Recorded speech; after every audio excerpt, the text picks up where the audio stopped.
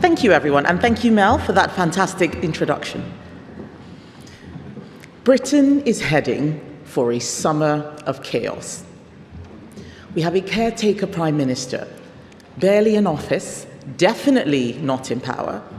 All major policy and spending decisions have been put on hold. The last defense secretary resigned because the money needed to keep Britain safe has not been found. Ministers of the Home Office are fighting each other. In fact, the immigration minister has been banned from seeing government documents. Rachel Reeves is ringing round businesses, trying to get them to say that sacking her would risk destabilizing the economy, as if that hasn't happened already. Britain is being told it's heading for chaos, but I want you to really sit with what that word is being used to do here.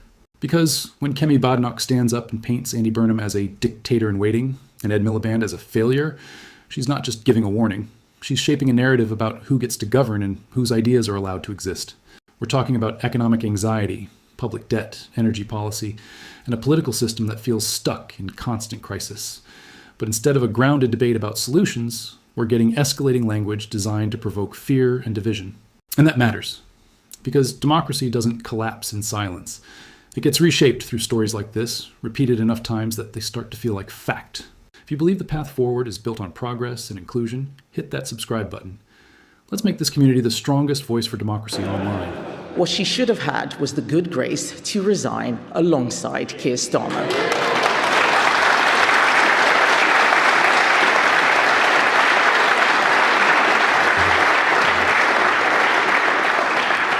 Meanwhile, trade unions are arguing about their favoured candidates to be the next Chancellor.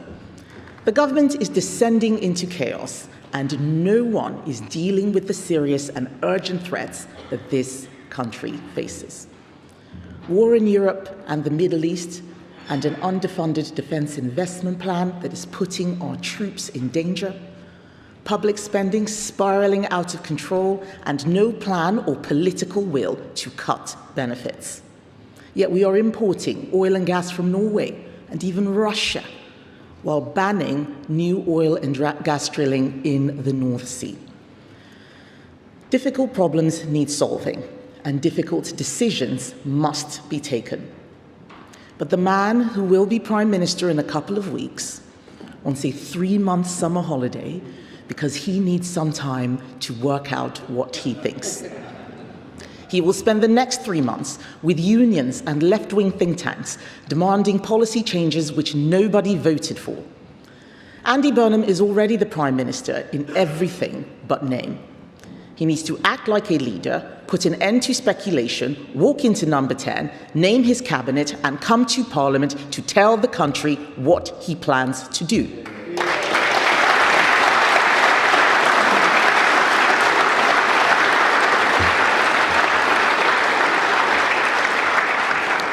Instead, he is allowing the speculation and this chaos to run and run. He has clearly learned nothing from the disastrous speculation before Rachel Reeves' last budget. Do you remember the one where she went on breakfast TV with an emergency press conference and frightening messages about income tax? That speech, according to the chief economist of the Bank of England, became the single biggest reason that growth flatlined. Her chaotic briefing had real-world consequences. Investment decisions were paused. People lost their jobs. And because Andy Burnham is not taking charge and shutting down this speculation, it is already happening again. People are worried about capital gains tax, so they're changing their investment decisions.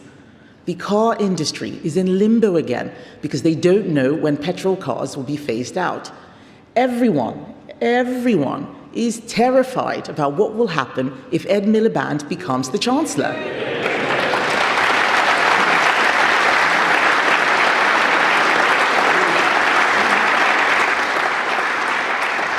The same is true in every sector of the economy.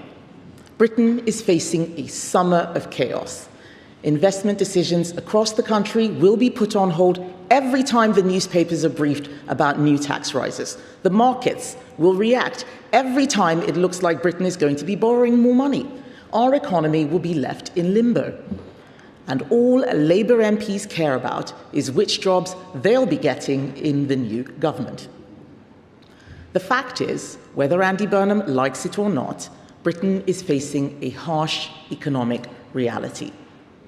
Our national debt is nearly 100% of GDP. Our credit card is maxed out. We are spending more on debt interest alone than we do on defence. We are already paying more to borrow than Greece and Morocco.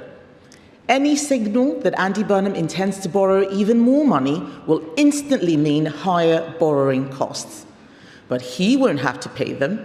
We will, in higher mortgage costs, in higher taxes, and someday this money will have to be paid back, and that burden will fall on our children and grandchildren. We need to cut spending. Public spending is already unsustainable, and it is becoming more unsustainable every day. But is his priority going to be getting it under control? Or is it going to be giving out more welfare handouts to keep his backbenchers happy? Because it sounds, from everything we've heard, like his priority is to send money to the north of England to try and bribe voters at the next election. The proposals Andy Burnham will announce in his speech today are not some radical new agenda. They are old hat. He says Britain has underperformed because power, money, and decision-making are trapped in Whitehall and London. Where have I heard this before? Another mayor who became Prime Minister had a devolution agenda. He had a treasury in the north. Andy Burnham wants a number 10 in the north. But Burnham's devolution agenda, unlike ours, is stripped of private enterprise and ownership. It is loaded with Labour's instincts, more public control, more regulation, more taxes, all of the very things which have caused the problems we have today. They will mean more power taken away from Parliament, but more and more government created all over the country, more politicians, more outsourcing of decisions to bodies with even less scrutiny and accountability. If you look under the hood of Andy Burnham's proposals, you will find at their core a mistaken belief. The belief that it is government that creates growth. It is not. It is business that creates growth.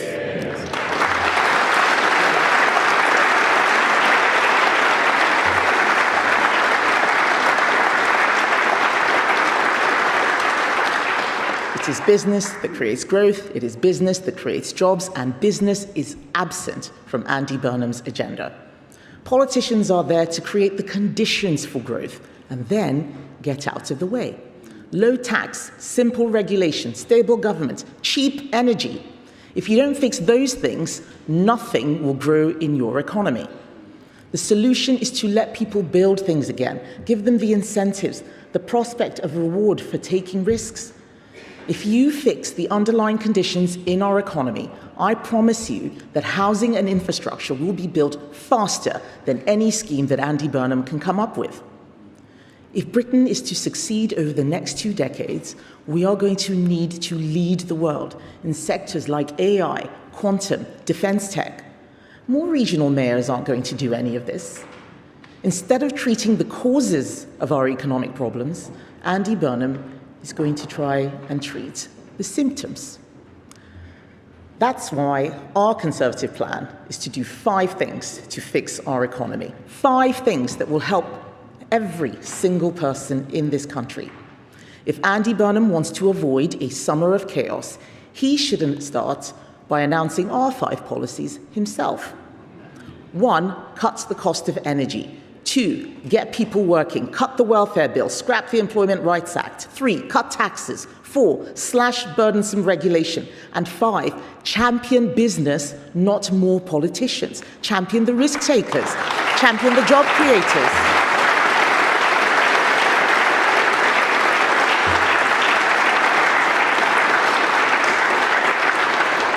Those are the people who will actually get out there and hire young people. We don't need 100 different schemes run by 100 different mayors. Those 5 actions will spark growth in every corner of the country and every sector of the economy. That's why they are our policy. Let me explain more. Energy is growth. And we are never going to grow our economy while paying the highest industrial energy prices in the developed world. There is a reason that Conservatives have won a by-election in Scotland for the first time in 50 years. We won that by-election because we are the only party in Britain standing up for Britain's oil and gas sector.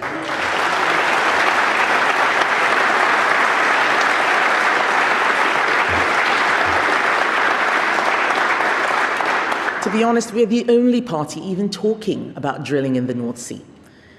Ed Miliband's policy of sanctioning Aberdeen oil and gas while buying gas from Russia has been rejected. It is time to get Britain drilling again. And if Andy Burnham had any sense, he would sack Ed Miliband, not make him Chancellor.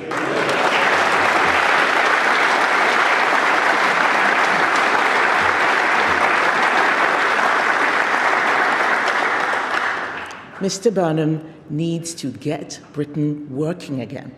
Everyone can see that the welfare bill is spiraling out of control. It's not just that we can't afford the cost of benefits, which we can't. We also can't afford to waste the potential of millions of people who can work sitting at home.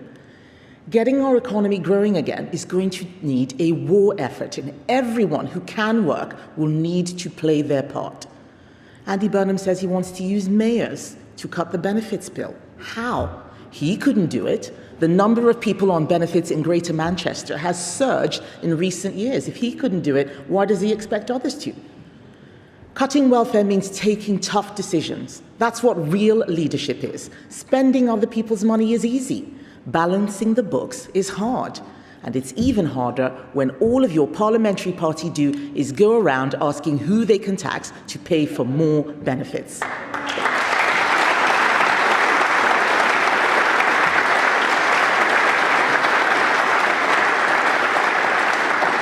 So he must cut the taxes holding this country back, not put them up. Once you have done the difficult work of making savings and fully funded the Defence Investment Plan, you can start to bring down taxes and give our economy the jolt of life it needs. Our plan is to abolish business rates for most of the high street, scrap the family farms tax, scrap the family business tax, and abolish stamp duty on family homes. And there is more to come. But we are showing how we will pay for it. And we will pay for that through our savings program, cutting welfare, shrinking the size of the civil service while bringing the deficit down. Andy Burnham needs to cut the red tape that is strangling business, stopping us from building the homes and infrastructure we need. He can devolve all he likes to mayors. Mayors cannot change the law. If Britain is going to compete in the world in an age of rapid technological change, it needs to be easy to build things here, to try new things.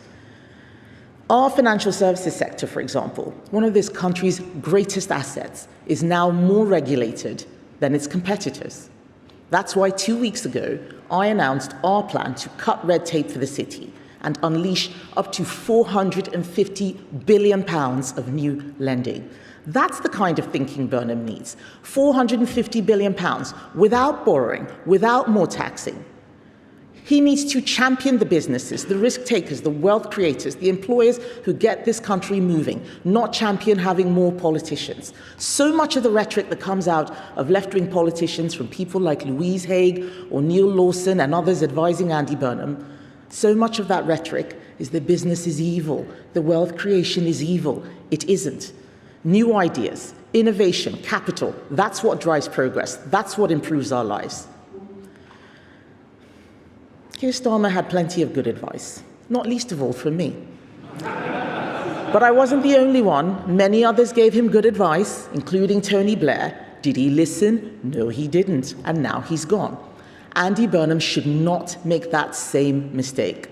I would be very happy to sit down with him. I quite like Andy Burnham. He's very genial, he's very personable. I would be very happy to sit down with him, show him our plans, they are public, share with him the alternative King's speech we set out at the beginning of this session that shows how a lot of this could be achieved. In the national interest, I would be happy to lend him Conservative votes in Parliament to pass tough legislation that his backbenchers don't have the stomach for. No one in this country wants a Prime Minister held over a barrel by a load of left-wing MPs. If Andy Burnham wants to be the first Labour Prime Minister to leave office with unemployment lower than when he came in, he needs to get a grip of the party he is already leading. He needs to put an end to the chaos and the speculation. Mr. Burnham is clearly desperate to be in charge, but Prime Minister is not a ceremonial position. He doesn't have a plan beyond telling mayors to go and sort it out. This is not good enough. There is a country to govern. Devolved mayors are not going to fund the Defence Investment Plan. He needs to come to Parliament, tell us what he wants to do, and face some questions from MPs, the people elected to hold the government to account. Giving speeches in Manchester and not taking any questions is simply not good enough.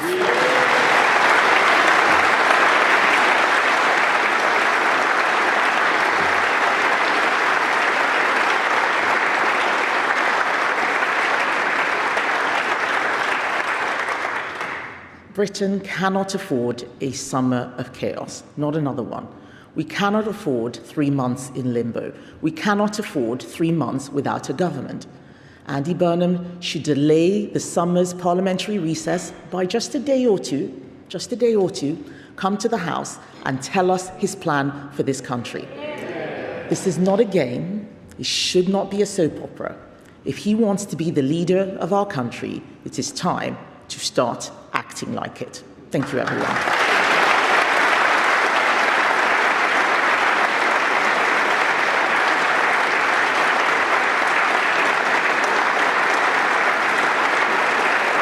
What stands out here is not just the attack on Burnham or Miliband, but the deeper clash over how Britain's economy should actually work. One side argues that low taxes, deregulation, and business-led growth are the only path to stability.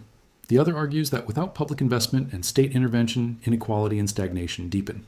But the speech reduces a complex reality into a simple blame narrative, suggesting chaos comes from political opponents rather than long-term structural decisions like austerity, energy dependence, and underinvestment in public services. Yes, markets react to uncertainty, but framing every policy disagreement as economic sabotage turns democratic debate into crisis language. At its core, this isn't just about personalities, it's about two competing visions of Britain, one trusting markets to lead, the other insisting the state must correct the failures markets leave behind. And the real question is simple. Who benefits from each version of that story, and who pays the price when it fails? Well, drop your thoughts in the comments section, and don't forget to comment where you are watching from. I will see you on my next video